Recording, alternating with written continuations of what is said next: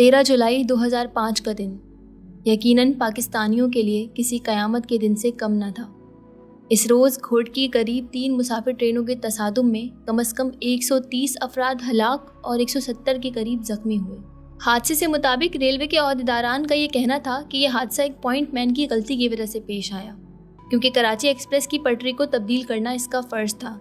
इसकी नाकामी की वजह से कराची एक्सप्रेस लूप लाइन पर सफ़र करने के बजाय बराह रास्त मेन लाइन पर आ गई, जिसके नतीजे में ये सानिया हुआ। तीनों ट्रेनों में मजमूई तौर पर तकरीबन 2000 से ज़ायद अफराद सवार थे। हादसे के ऐनी शाहिदीन का ये कहना था कि मुसाफिर सो रहे थे और ज़ोरदार धमाके के शोर से जाग उठे और फिर एक बड़ा झटका लगा और मुसाफिरों का सामान लोगों पर गिरने लगा, जिससे इन्हें शदीद नुकसान पहुंचा। इसी असना में एक और ज़बरदस्त धमाके की आवाज़ सुनी गई, जिसके बाद वहाँ मुकम्मल इंतशार फैल गया। तसादुम इतना शदीद था कि दूर दराज के इलाकों में लोगों ने हादसे की आवाज़ सुनी। तीनों ट्रेनों में कम से कम 17 डब्बों को मुकम्मल तौर पर नुकसान पहुंचा। इस हादसे को बड़ा सानिया इसलिए भी करार दिया जाता है कि आज तक इस हादसे में मरने वालों की सही तादाद का तायुन नहीं हो पाया। एक जानिब हस्पताल इंतज़ामिया के मुताबिक हलाकतों की तादाद 200 से ज़ायद बताई जाती है, मगर रेलवे हुक्काम ने इसरार किया है कि यह हलाकतों की तादाद 128 है। मुख्तलिफ कोशिशों के बावजूद हलाक और ज़ख्मी होने वालों की सही तादाद का पता न चल सका। रेलवे हुक्काम और घोटकी की ज़िले इंतज़ामिया की जानिब से हलाक होने वालों के नाम तक फराम नहीं किए गए थे। DS ने वाक़ये को इस ट्रैक पर रेलवे हादसात की तारीख का बदतरीन हादसा करार दिया। हादसे के बाद इलाके के गाँव वाले जाए वक़ुआ पर पहुँचे और हादसे के शिकार अफराद को मदद फराम की। इमदादी और बचाव ऑपरेशन में आर्मी के जवानों, पुलिस एहलकारों और रेस्क्यू के अमले ने अपने फ़राइज़ सर अंजाम दिए, जो कई घंटों तक जारी रहे। यह हादसा अपनी नौयत के बड़े सानियों में इसलिए भी शुमार किया जाता है कि इस हादसे में मरने वालों में से सिर्फ 68 लाशों की शनाख्त हुई और इन्हें वर्सा के हवाले किया गया, जबकि बाकी लाशों को अदम शनाख्त पर घोटकी के शाह मोमिन कब्रिस्तान में अमानतन दफना दिया गया। अमानतन दफनाए जाने वाले अफराद की मैयतें शनाख्त के काबिल ही नहीं थीं। 3 दिन तक अस्पताल में रखने से इनकी हालत मज़ीद ख़राब हो गई थी, क्योंकि घोटकी के अस्पताल में लाशों को महफूज रखने का कोई इंतज़ाम मौजूद ही न था। लाशों को अमानतन दफनाने से पहले इनकी फ़िल्म बना ली गई थी, ताकि गुमशुदा मुसाफिरों की तलाश में सरगर्दां इनके अजीज़ व अकारिब अगर शनाख्त करना चाहें तो इन्हें वो फ़िल्म दिखा दी जाए। अमानतन दफनाए जाने वालों में से कम 37 ऐसी गठरियाँ थीं जिनमें सिर्फ इंसानी जिस्मों के हिस्से थे। रेलवे हादसात के बढ़ते हुए वाक़यात की अहम वजह क्या है, हमने जानने की कोशिश की तो मंजूर साहब का कहना था, देखें यार, हादसात दुनिया में होते हैं, जहाज़ों में तो पूरे उड़ जाते हैं, रेलवे के भी होते हैं, इंडिया में, पाकिस्तान, जर्मनी, इंग्लैंड वगैरह, हमारे यहाँ भी होते हैं। हमारे यहाँ मैंने बताया ना कि 3-4 फैक्टर हैं।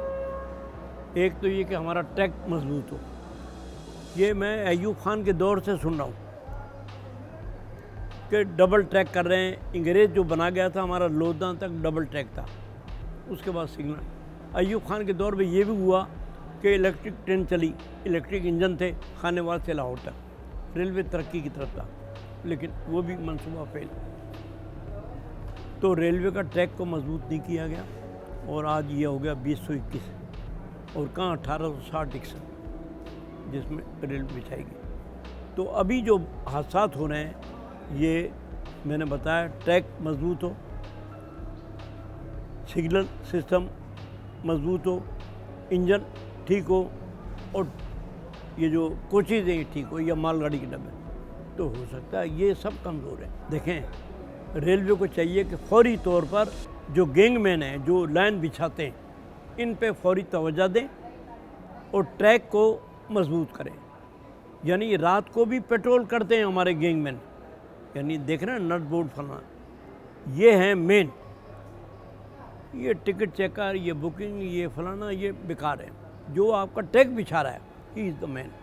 उसकी तनख्वाह, मैं तो यूरोप भी गया, बड़ी दुनिया देखी, वो किट में होते हैं, गैंगमैन नंगे पाँव, उसकी तनख्वाह 50,000 से कम नहीं होनी चाहिए। वो ट्रैक बिछाता है, रात को चेक करता है, अगर ट्रैक मजबूत है तो गाड़ी भी मजबूत है। फौरी सिग्नल सिस्टम है। फिर आप आ जाए कैरिज एंड वैगन में, जहाँ वैगनें वो होती वो ठीक हो। कोचेज़ हमारे बड़े अच्छे थे, हमारे पास कैरिज फैक्ट्री भी है, इंजन बनाने की फैक्ट्री भी है। ये तो सब, ये 75 के बाद बेड़ा गर्क हो गया और अभी भी बेड़ा गर्क है। پاکستان ریلوے کو ملکی ٹرانسپورٹ میں ریڑھ کی ہڈی کی حیثیت حاصل ہے۔